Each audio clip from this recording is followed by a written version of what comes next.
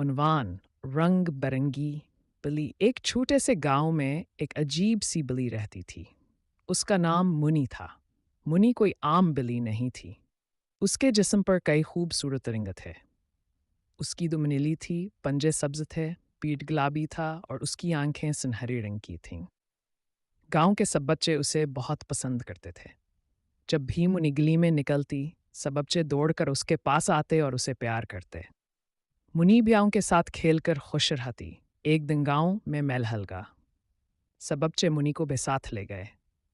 میلے میں رنگ برنگے روشنیوں اور کپڑوں میں منی سب سے الگ نظر آ رہی تھی۔ سب لوگ حیران ہو کر اسے دیکھنے لگے۔ ایک مصور بھی میلے میں آیا ہوا تھا۔ اس نے منی کی تصویر بنا کر کہا، منی تم سب کو یہ سکھا رہی ہو کہ زندگی میں رنگ بہت ضروری ہیں۔ بچوں نے تالیاں بجائیں اور منی خوشی سے اپنی دم ہلانے لگی۔ اس دن کے بعد گاؤں میں سب لوگ منی کی طرح رنگ برنگی چیزیں پہنتے، اپنے گھروں کو رنگین بناتے اور ہمیشہ خوش رہتے۔ سبق: رنگ ہماری زندگی کو خوبصورت بناتے ہیں، جیسے محبت، دوستی اور خوشی۔